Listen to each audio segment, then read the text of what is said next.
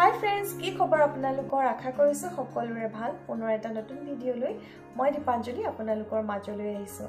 আজি পুনৰ আপোনালোকৰ বাবে লৈ আহিছো ৰেমেডি ইয়াৰ আপোনালোকে এচামুচ ব্যৱহাৰ কৰি চাব ছালৰ বাবে অত্যন্ত উপযোগী এবিধ সামগ্ৰী য'ত আছে এন্টিবেক্টেৰিয়েল প্ৰপাৰ্টিজ যিয়ে আপোনাৰ পিম্পলছৰ সমস্যাটো নাইকিয়া কৰিব লগতে এন্টি এজিং প্ৰপাৰ্টিজও আছে যদি আপুনি বিচাৰিছে বয়সতকৈ আগতে বলিৰেখাৰ সমস্যাটো নাহক তেতিয়াও আপোনালোকে আজি ৰেমেডিটো ব্যৱহাৰ কৰিব পাৰে অইলি স্কিনৰ লোকসকলেও ব্যৱহাৰ কৰিব পাৰিব আজি ৰেমেডিটো ড্ৰাই স্কিনৰ লোকসকলেও ব্যৱহাৰ কৰিব পাৰিব কেনেকৈ ব্যৱহাৰ কৰিব কেনেকৈ প্ৰস্তুত কৰিব গোটেইখিনি মই আজিৰ ভিডিঅ'টোত জনাম প্ৰাকৃতিক সামগ্ৰীয়ে কিদৰে আপোনাৰ ছাল আৰু চুলিৰ যত্ন ল'ব পাৰে এনে ধৰণৰ ভিডিও মই নিয়ৰবা লাইফষ্টাইল চেনেলটো শেয়াৰ কৰোঁ বৰ্তমান আমাৰ পৰিয়ালৰ সদস্য হৈছে 1,29,000 যদি আপোনালোকে ঘৰতে বহি ঘৰুৱা সামগ্ৰীয়ে আপোনাৰ ছাল আৰু চুলিৰ যত্ন ল'ব বিচাৰে চেনেলটো সাবস্ক্ৰাইব কৰাৰ লগতে বেল আইকনটো প্ৰেছ কৰিবলৈ একেবাৰে নাপাহৰিব তেনেহলে বলক পলম নকৰি আজিৰ ভিডিঅ'টো আৰম্ভ কৰোঁ আজি আপোনালোকৰ বাবে আপোনাৰ ছালৰ বাবে অত্যন্ত উপযোগী ৰেমেডিবিধ লৈ আহিছো দেখিছেনে ইয়াৰ মাত্ৰ এচামুচ আপোনালোকে ব্যৱহাৰ কৰি চাব ছালৰ যিকোনো ধৰণৰ সমস্যা আপোনাৰ নাইকিয়া কৰিব যদি পিগমেন্টেশনৰ সমস্যা আছে যদি একনিৰ সমস্যা আছে পিম্পলছৰ সমস্যা আছে স্কিনত যদি খজুৱতিও হৈছে আপোনালোকে এই ৰেমেডিটো ব্যৱহাৰ কৰিব আপোনালোকৰ লগত মই এটা ফেচিয়েল মিষ্টটো শেয়াৰ কৰিম যাক আমি টোনাৰ বুলিও ক'ব পাৰোঁ আপোনালোকে ফেচিয়েল মিষ্ট বুলিও ক'ব পাৰে বহুতে হয়তো টোনাৰ স্কিনত ব্যৱহাৰ নকৰে যিসকলৰ স্কিনখন তেলেতীয়া হৈ থাকে ঘামি থাকে তেওঁলোকৰ কাৰণে খুব উপযোগী হয় আপোনালোকে ব্যৱহাৰ কৰিব আৰু পিম্পলছ একনি পৰ্ন স্কিনৰ কাৰণে যথেষ্ট উপযোগী ইয়াৰ পাছতে আপোনালোকে এই পেকটো এপ্লাই কৰিব পাৰে আপোনাৰ স্কিনত যদি আপোনাৰ ডেড স্কিনৰ লেয়াৰ আছে তাকো খুব ভালদৰে ৰিমুভ কৰিব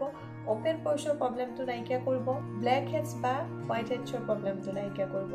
বলক এতিয়া পলম নকৰোঁ আৰু আমি ব্যৱহাৰ কৰোঁ আৰু ইয়াৰ পিছত মই আপোনালোকক জনাই আছোঁ কিদৰে আমি প্ৰস্তুত কৰিম পেকটো স্কিনত লগোৱাৰ আগতে মই এবাৰ এই টোনাৰটো মই স্কিনত এপ্লাই কৰিম এই টোনাৰটো আপোনালোকে আপোনাৰ স্কিনত দিনত আপোনালোকে 2 বা 3 বাৰো ব্যৱহাৰ কৰিব পাৰে 2 বা 3 বাৰতকৈ বেছি ব্যৱহাৰ নকৰিব টোনাৰটো মই এপ্লাই কৰাৰ পাছতে এই পেকটো মই স্কিনত এপ্লাই কৰিম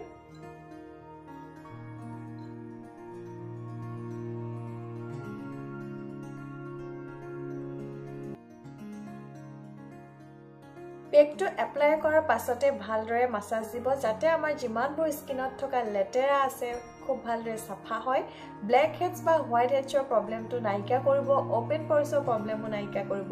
মাসাজ আমাৰ ছালৰ বাবে অত্যন্ত উপযোগী হয় যিয়ে আমাৰ ৰক্ত সঞ্চালন কৰে আপোনালোকে যদি 5 মিনিট ৰেগুলাৰ আপোনাৰ স্কিনখনক ভালদৰে মালিচ দিয়ে দেখিব আপোনাৰ ছালখনৰ উজ্জ্বলতা যথেষ্ট বৃদ্ধি পাব খুব ভালদৰে আপোনালোকে মাসাজ দিব সাৰ্কুলাৰ মোচনত মাসাজ দিব আপাৰ ডাইৰেকশ্যনত মাসাজ দিব ৰাতি শুৱাৰ আগত যদি আপোনালোকে এই ষ্টেপটো ফলো কৰে আপোনাৰ ছালখনে যথেষ্ট আৰাম পাব ৰাতি আমাৰ ছালখন ৰেষ্টত থাকে মই সেইবাবে আপোনালোকক প্ৰতিটো ভিডিঅ'তে কওঁ যদি আমি স্কিন কেয়াৰ ৰাতি কৰোঁ তেতিয়া আপোনালোকে বেছি সুফল পাব এইদৰে যদি আপোনালোকে ৰেগুলাৰ ব্যৱহাৰ কৰে ছালৰ কোনো ধৰণৰ অনিষ্ট নকৰে আৰু ছালখন দেখিব যথেষ্ট বগা আৰু উজ্জ্বল কৰি তুলিব মিহি আৰু কোমল কৰি তুলিব এতিয়া মুখখন ধুই পেলাই আপোনালোকৰ লগত মই ৰিজাল্ট শ্বেয়াৰ কৰি আছো আৰু এয়া দেখিছেনে আপোনালোকে ফাইনেল ৰিজাল্ট মই মুখখন ধুই আহিছো আৰু মোৰ আটাইতকৈ ভাল লাগিছে এই ৰেমেডিটোৱে ছালখনৰ যথেষ্ট উজ্জ্বলতা বৃদ্ধি কৰে স্কিনখন দেখিছেনে কিমান গ্লো কৰিছে আৰু যথেষ্ট চাফা লাগিছে ইয়াৰ পাছতে আপোনালোকে এই টোনাৰটো স্প্ৰে কৰি পেলাই এইদৰে আপোনাৰ স্কিনত ৰাখি থ'ব পাৰে যদি আপোনাৰ স্কিনখন ড্ৰাই হয় ইয়াৰ পিছতে আপোনালোকে ক্ৰীম নাইট ক্ৰীম যদি আছে নাইট ক্ৰীম ব্যৱহাৰ কৰিব নহলে সেৰাম আপোনালোকে ব্যৱহাৰ কৰিব পাৰে মই আপোনালোকক দেখুৱাইছিলো কিদৰে আপোনালোকে নাইট ক্ৰীম বা সেৰাম প্ৰস্তুত কৰিব DIY আপোনালোকে কৰিলেও কৰিব নহলে মাৰ্কেট বেছৰ আপোনালোকে সেৰাম বা ময়শ্চাৰাইজাৰ ক্ৰীম আপুনি স্কিনত এপ্লাই কৰিব পাৰে এতিয়া বলক পলম নকৰি চাই লওঁ আজি DIY ৰেমেডিটো আমি কিদৰে প্ৰস্তুত কৰিলো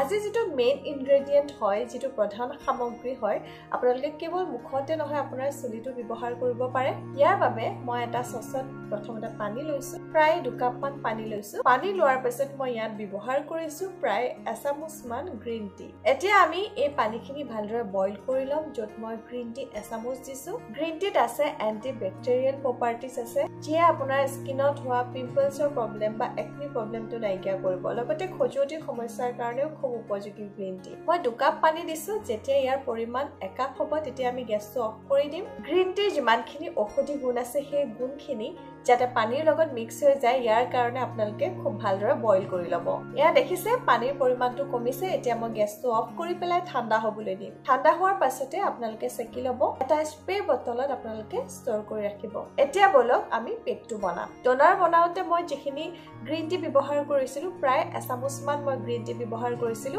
পেকটো বনাবৰ কাৰণে মই সেই গ্ৰীণ টিয়ে লৈছো 1 চামুচ গ্ৰীণ টি ল'ব ইয়াৰ পিছত মই ব্যৱহাৰ কৰিছো মৌজুল মই ঘৰুৱা মৌজুল ব্যৱহাৰ কৰিছো ড্ৰাই স্কিনৰ লোকসকলৰ কাৰণে খুব ভাল হয় মৌজুল যিয়ে আপোনাৰ স্কিনখন ময়শ্চাৰাইজ কৰিব ইয়াৰ এটা পেক বনাবৰ কাৰণে মই ব্যৱহাৰ কৰিছো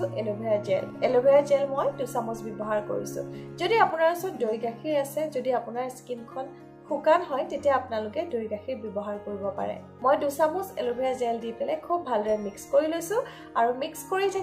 কৰি থাকিব আৰু এয়া দেখিলে আপোনাৰ ছালৰ কাৰণে ইফেক্টিভ ৰেমেডিটো তৈয়াৰ হৈ গ'ল আপোনালোকেও এই ৰেমেডি কেইটা বনাব আৰু ব্যৱহাৰ কৰি চাব ফ্ৰেণ্ডছ কেনেকুৱা লাগিলে আজিৰ ভিডিঅটো মোক কমেন্ট কৰি ক'বলৈ নাপাহৰিব যদি ভাল লাগিলে ভিডিঅটো প্লিজ লাইক কৰিব যিমান পাই শ্বেয়াৰ কৰিব আপোনাৰ ফ্ৰেণ্ড সাৰ্কেলৰ মাজত আৰু এটা নতুন ভিডিঅ লৈ মই দীপাঞ্জলি পুনৰ আহিম আপোনালোকৰ মাজলৈ আজিৰ ভিডিঅটো মাতে শেষ কৰিছো ধন্যবাদ